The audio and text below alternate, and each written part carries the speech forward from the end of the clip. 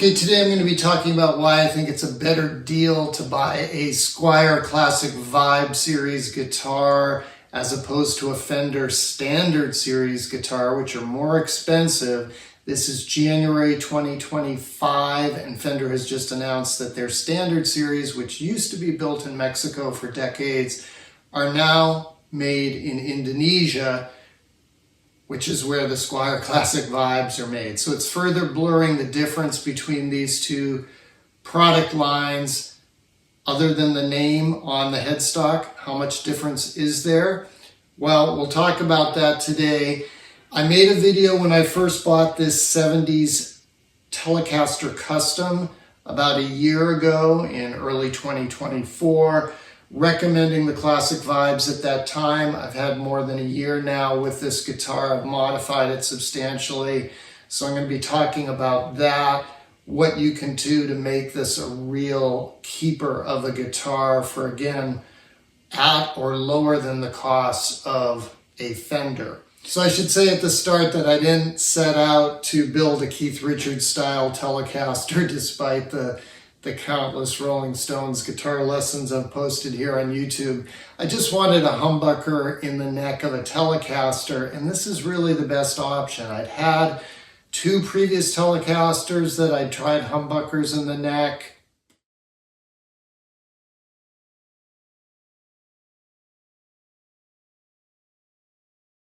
And those were standard Telecasters with a single volume and tone, and it's just always a compromise when you don't have separate volume and tone controls for your humbucker and your single coil, particularly to get all the delicious in-between tones that you can get in the middle position when you're blending. Dialing back the volume on the neck humbucker gives you a really punchy bridge single coil tone with that extra meat added to it. Anyway, this is the model, the Telecaster Custom, that has those separate volume and tone controls for each pickup. Squier only makes it in 3-color sunbursts, which I'm not a fan of, or the Keith Richards black. So black it is. And then in terms of this pickup, Keith did leave the original wide range humbucker in the neck position of his Telecaster Customs.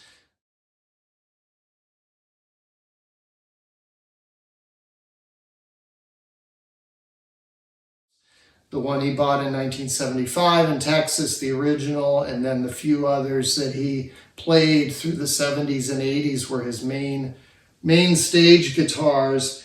He left the wide range humbucker, but those were real wide range humbuckers, not the fake standard humbucker in a larger casing that Squier uses and that Fender has mostly used in the last couple of decades until just recently. Anyway, I did a separate video, I'll link at the end, on how to use one of these pickup ring adapters from Terrapin Guitars to fit a standard size humbucker here.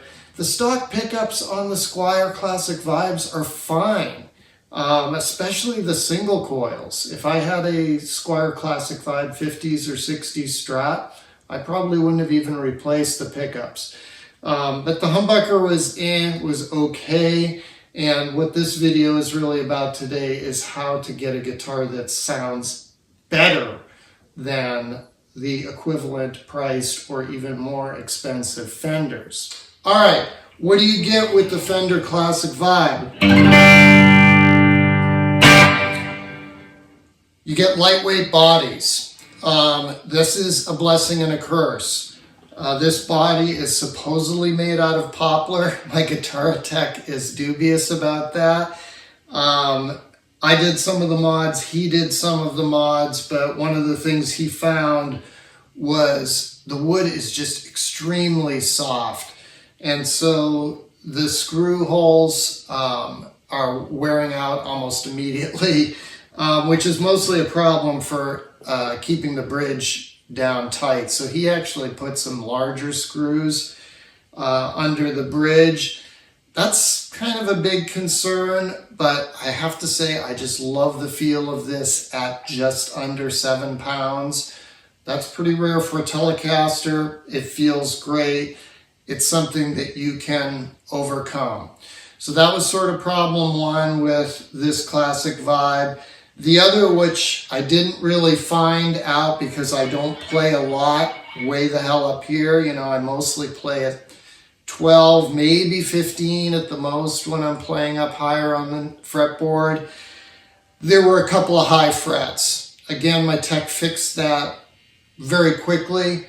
And would you encounter that on a Fender, lower end, entry-level Fender? Probably, yeah. So that was it. That was it. This guitar stays in tune, rock solid. I don't know why Fender stopped using vintage style tuners. I think they're superior. All you do is stick the string in the hole and tune up. You're ready to go. It does have the narrow, tall frets, but again, Fender's putting those on a lot of their higher end guitars now, so I don't see that as necessarily a drawback. Other people talk about Squier Classic Vibes as having skinny necks. This one does not. Again, your experience might vary, but maybe it's because it's the 70s Telecaster Custom. I have two modern Fender American series, one Tele, one Strat. They both have the Fender modern C neck profile. This is chunkier. It's fantastic. It's a great neck. The fretboard, fabulous. It's got some nice figuring on the maple. I'm a huge fan of the maple fretboard. Some people do not like the gloss vintage tint. I'm sorry, that looks phenomenal. That looks cool as hell. What's not to like? Switch and pots, maybe not great, but again, that's something that you can replace pretty easily and not with a lot of expense. So what is it that you need to replace to take a Squier Classic Vibe and make it into an amazing instrument? Not a lot, in my opinion. In my opinion, the two things you need to replace are the pickups and the bridge saddles. That's it. No problems with the nut, no problems with the tuners, as I mentioned earlier. So what did I do? I went with a Seymour Duncan Seth Lover. This is the original vintage PAF style humbucker. And again, I didn't intend to make it the Keith Richards style, but Duncan makes these with the wires coming out this end, and to get enough lead to reach the pots, I had to flip it. It's not a big deal. Some people claim that Keith did this or his tech did this to make the neck pick up a little brighter because, again, your visible pull pieces are closer to the bridge. I don't think it makes all that much difference. And whatever, it looks cool, right?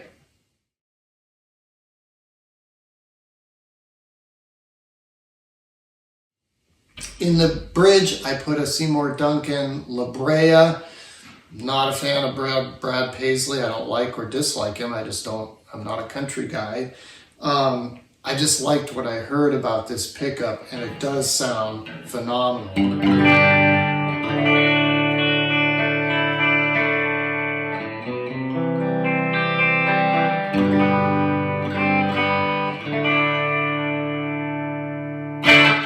Matches up really well with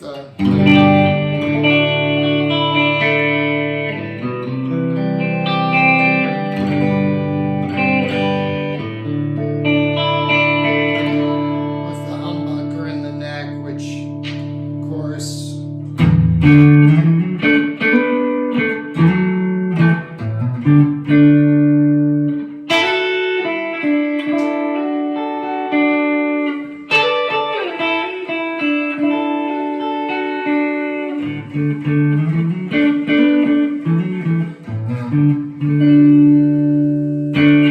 has all the warmth and depth that you would expect of a vintage PAF. So the saddles, I went with the Wilkinson Compensated brass saddles. They're like 10 or 15 bucks on Amazon. A lot of people say you need the more expensive ones that have the slots in them for the strings. These strings aren't going anywhere. they're just fine. The most expensive thing then that you're facing is, of course, the pickups. I bought these used, so I think, I don't know, like 80 bucks each, something like that. So again, maybe 160 bucks, another 15 or so here. If you replace the pots and the switch, let's say all in, you could be at 250 bucks. And that's if you're buying Seymour Duncan pickups, right? There's lots of way less expensive pickups that are just fine. I did a video on tone hatch pickups. I put those in my other Squier, my Mustang. They were like 33 bucks each and they sound fantastic. So 100, 200, 250 maybe at the outside. And remember, you can find these Squier Classic Vibe guitars used all the time for about 250 bucks.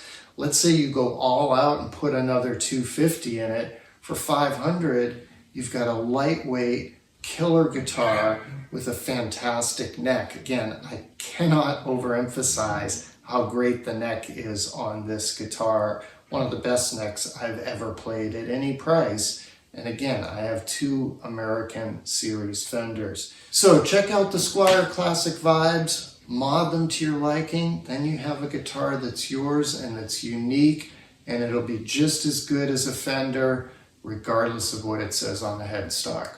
Thanks for joining me. I will see you next time.